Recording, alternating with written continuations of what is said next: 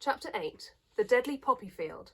Our little party of travellers awakened the next morning refreshed and full of hope, and Dorothy breakfasted like a princess off peaches and plums from the trees beside the river.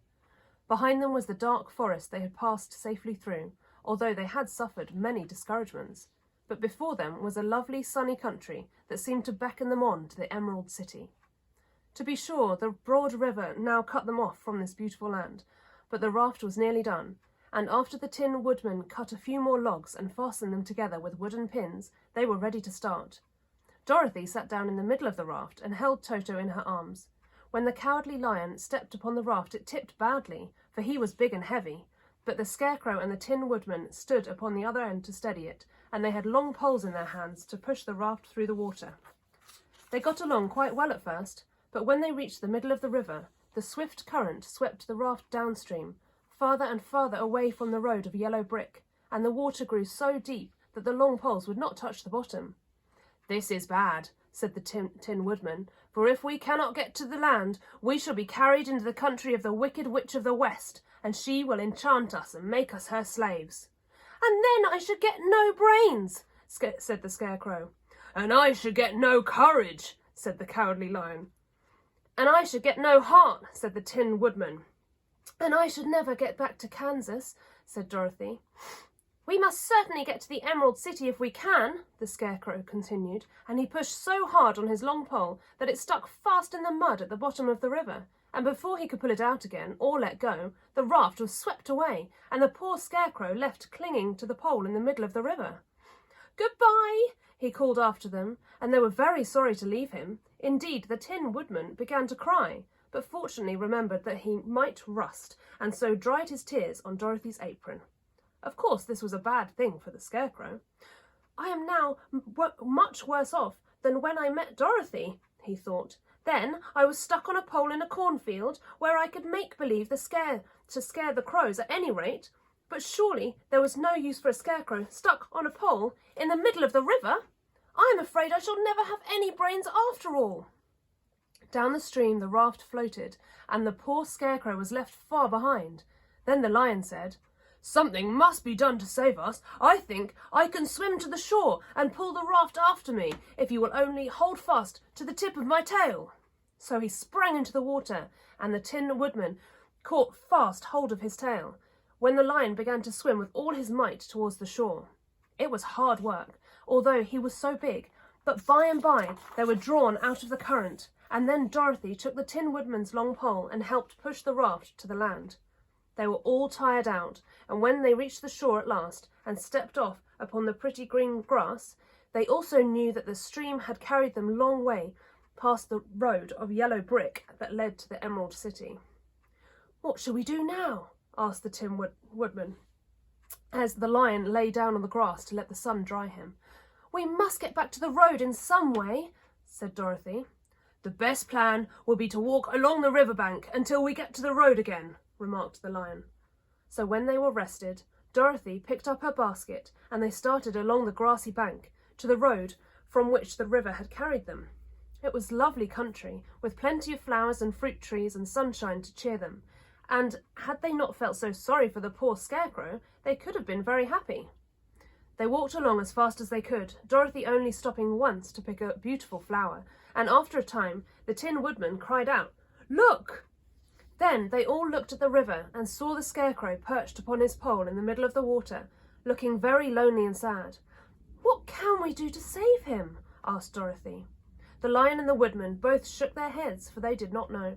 So they sat down upon the bank and gazed wistfully at the Scarecrow until a stork flew by, which, seeing them, stopped to rest at the water's edge. "Who are you, and what are you doing, and where are you going?" asked the stork. "I'm Dorothy," answered the girl, "and these are my friends, the Tin Woodman and the Cowardly Lion, and we are going to the Emerald City." "This isn't the road," said the stork, as she twisted her long neck and looked sharply at the queer party. "I know it," returned Dorothy, "but we've lost the Scarecrow, and we're wondering how we shall get him again." "Where is he?" asked the stork. "Over there in the river," answered the girl. "If he wasn't so big and heavy, I could get him for you," remarked the stork. "He isn't heavy a bit," said Dorothy eagerly, "for he is stuffed with straw, and you will bring him back to us, and we shall thank you ever and ever so much." "Well, I'll try," said the Stork, "but if I find he's too heavy to carry, I shall have to drop him in the river again." So the big bird flew into the air and over the water, till she came to where the Scarecrow was perched upon his pole. Then the Stork, with her great claws, grabbed the Scarecrow by the arm and carried him up into the air and back to the bank, where Dorothy and the Lion and the Tin Woodman and Toto were sitting. When the Scarecrow found himself amongst his friends again, he was so happy that he hugged them all, even the Lion and Toto. And as they walked along, he sang, "Toldy-rawdy-daw." At every step he felt so gay. "I was afraid I would have to stay in the river forever," he said, "but the kind Stork saved me, and if I ever get any brains, I shall find that Stork again and do some kindness in return." "That's all right," said the Stork, who was flying along beside them. "I always like to help anyone in trouble, but I must go now, for my babies are waiting in the nest for me. I hope you will find the Emerald City and that Oz will help you." "Thank you," replied Dorothy, and then the kind Stork flew into the air and was soon out of sight. They walked along, listening to the singing of the bright-coloured birds, and were looking at the lovely flowers, which now became so thick that the ground was carpeted with them. They were big yellow and white and blue and purple blossoms, great clusters of scarlet poppies, which were so brilliant in colour that they almost dazzled Dorothy's eyes. "Aren't they beautiful?" the girl asked, as she breathed in the spicy scent of the flowers. "I suppose so," answered Scarecrow. "When I have brains, I shall probably like them better." "If only I had a heart, I should love them," added the Tin Woodman. "I always did like flowers," said the Lion. "They seem so helpless and frail, that there are none in the forest so bright as these." They now came upon more and more of the big scarlet poppies and fewer of the other flowers, and soon they found themselves in the midst of a great meadow of poppies.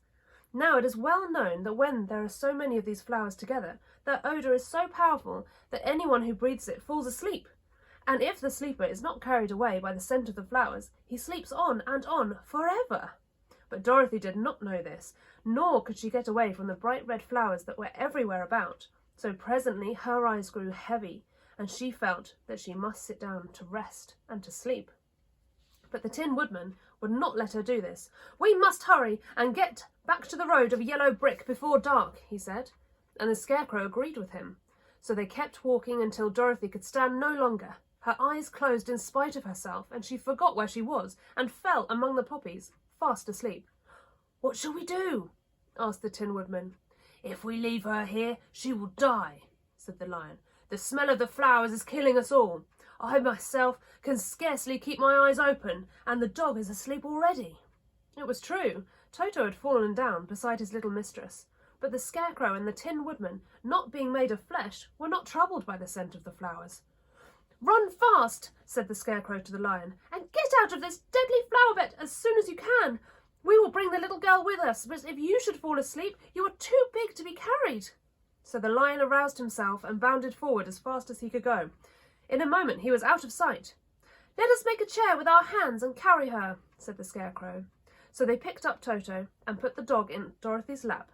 Then they made a chair with their hands for the seat and their arms for the arms, and carried the sleeping girl between them through the flowers. On and on they walked, and it seemed as if the great carpet of deadly flowers that surrounded them would never end. They followed the bend of the river, and at last came upon their friend the Lion, lying fast asleep amongst the poppies.